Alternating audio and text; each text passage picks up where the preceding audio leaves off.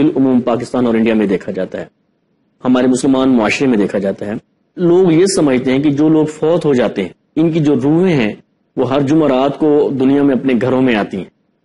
اس بارے میں آپ کیا کہتے ہیں؟ ایسی کوئی شرعی طور پہ کوئی استدلال ہے یا اس کے بارے میں آپ کیا کہتے ہیں؟ جی ہاں، یہ عقیدہ تو خیر پایا جاتا ہے، اور میں نے بھی دیکھا ہے لوگوں میں جو اس طرح کی سوچ اور فکر رکھتے ہیں، بلکہ ان کے لیے وہ اہتمام کرتے ہیں کھانے وانے کا، ختم شریف کا اور یہ وہ وغیرہ وغیرہ. دیکھیے اللہ تعالیٰ نے مرنے کے بعد برزخ کا جو سسٹم رکھا ہے، اس برزخ میں فرمایا ایک علیین ہے، ایک سجین ہے، اور جو نیک لوگوں کا اندراج ہے وہ علیین میں ہوتا ہے، اور جو برے لوگوں کا اندراج ہے وہ سجین میں ہوتا ہے. اور یہ برزخ اور زندوں کے درمیان قرآن کہتا ہے من ورائہم برزخ الی یوم یبعثون، زندے کے درمیان اور مرنے والے کے درمیان ایک پردہ ہے، ایک رکاوٹ ہے، ایک دیوار ہے ایسی جو قیامت تک جاری رہے گی. جی ٹھیک ہے. الی یوم یبعثون. تو اللہ رب العالمین نے نیک روحوں کا اندراج علیین میں اور بروں کا اندراج سجین میں، اور قرآن نے کہا ہے کہ وما ادراک ما علیین کتاب مرقوم، وہ لکھی ہوئی کتابیں، وہ رجسٹر ہیں جن میں اس کا اندراج ہوتا ہے. اور زندے اور مردے کے درمیان اللہ نے ایک ایسی رکاوٹ ڈال دی ہے، اور وہ رکاوٹ الی یوم یبعثون کہا، من ورائہم برزخ الی یوم یبعثون ثم انکم بعد ذلک لمیتون، تم اس کے بعد دنیا سے جب جاؤ گے تم مر جاؤ گے. ثم انکم یوم القیامت تبعثون، پھر تم روز آخرت ہی اٹھائے جاؤ گے. تو اللہ تعالیٰ نے یہ چیزیں متعین فرما دی کہ اٹھنا کب ہے، واپس کب آنا ہے، اور یہ پردہ کب تک ہے زندے اور مردے کے درمیان. فرمایا الی یوم یبعثون، اٹھائے جانے والے دن تک یہ بیچ میں جو ہے وہ رکاوٹ ہے. اب اٹھائے جانے والے دن تک جو رکاوٹ ہے، تو اللہ تعالیٰ نے نیک لوگوں کی روحوں کو وہ مزے کرا دیے ہیں جنت کے اندر، وہ سبز پرندوں کی شکل میں نعمتیں کھاتی ہیں، پھل کھاتے ہیں، وہ روحیں مزے کرتی ہیں. اور جو دوسری بری روحیں ہیں اللہ تعالیٰ ان کو اذیت اور تکلیف میں رکھا ہوا ہوتا ہے.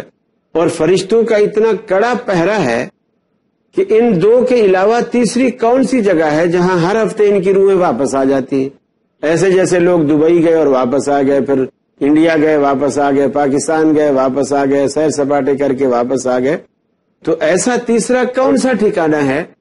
جنت والی جو روحیں ہیں وہ خود وہاں سے آنا نہیں چاہتی، اس لیے کہ مزے اتنے ہیں کہ دنیا ان کے آگے کچھ نہیں ہے، وہ آنا نہیں چاہتی. جو دوسری بری روحیں ہیں ان کو وہاں تکلیف اتنی ہے کہ وہ وہاں رہنا نہیں چاہتی، وہ وہاں سے نکلنا چاہتی ہیں، لیکن پہرے اتنے ہیں کہ ان کو نکلنے نہیں دیا جاتا. اور ہمارے برے صغیر کی پولیس تو نہیں ہے وہاں جو بھی آپ 50 روپے تھمائیں گے اور وہ بولیں گے چلو کوئی ہو کے آ جاؤ، کسی کو بتانا نہیں، میں تمہاری سیٹ خالی رکھوں گا. وہ تو اللہ رب العالمین کا ایسا کڑا نظام ہے کہ اللہ رب العالمین کا قرآن کہتا ہے کہ لا یعصون اللہ ما امرہم، اللہ کے فرشتے اللہ کی اتنی فرما برداری کرتے ہیں کہ وہ کسی چھوٹے سے حکم کی بھی حکم عدولی نہیں کرتے. ٹھیک ہے. لا یعصون اللہ ما امرہم، بلکہ جو اللہ رب العالمین ان کو حکم دیتا ہے وہ کرتے ہیں. اسی طرح ایک دن رسول اکرم صلی اللہ علیہ وسلم نے خود سیدنا جبریل علیہ الصلوۃ والسلام سے کہا کہ جبریل میرا دل چاہتا ہے تم میرے پاس اکثر آیا کرو، ہر روز آیا کرو، اور میرے پاس زیادہ ٹائم بیٹھا کرو. یعنی آپ کا منشا یہ تھا کہ تمہارے ساتھ میرا دل لگتا ہے، زیادہ وقت میرے پاس بیٹھو اور زیادہ دیر مجھے ٹائم دیا کرو. ٹھیک ہے. تو حضرت جبریل سمجھ گئے، انہوں نے کہا یا رسول اللہ صلی اللہ علیہ وسلم، آپ یہ سمجھ رہے ہو کہ شاید ہم اپنی مرضی سے آپ کے پاس آتے ہیں. اللہ اکبر. اور اب آپ کہو گے تو پھر میں اپنی مرضی سے بیٹھ جاؤں گا، اپنی مرضی سے بیٹھ جاؤں گا، میں ٹائم بڑھا دوں گا. تو فرمایا کہ ما نتنزل الا بامر ربک، ہم تو اس وقت تک نہیں اترتے جب تک تیرے رب کا ہمیں حکم نہیں ہوتا.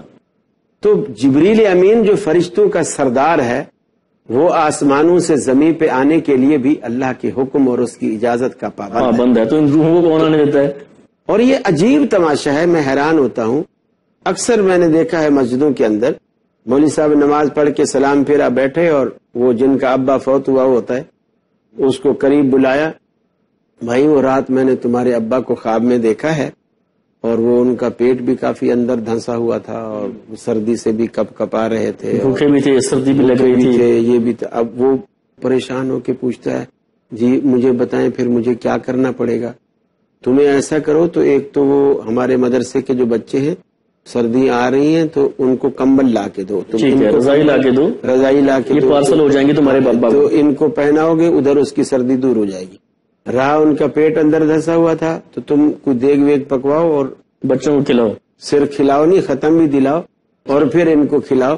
تو اب کوئی ان سے یہ بھی نہیں پوچھتا کہ حضرت صاحب یہ کیا بات ہے کہ ابا میرا ہے خواب آپ اور تمہارے، خواب میں ہمیشہ تمہارے آتا ہے، میرے خواب میں میرا ابا کبھی نہیں آیا، میری اماں بھی جب سے رو رہی ہے کہ میں اپنے میاں کو چلو مرنے سے پہلے ایک دفعہ دیکھ تو لوں، وہ اس کے خواب میں زیارت نہیں کرواتا، تمہیں ہر روز خواب میں آ جاتا ہے۔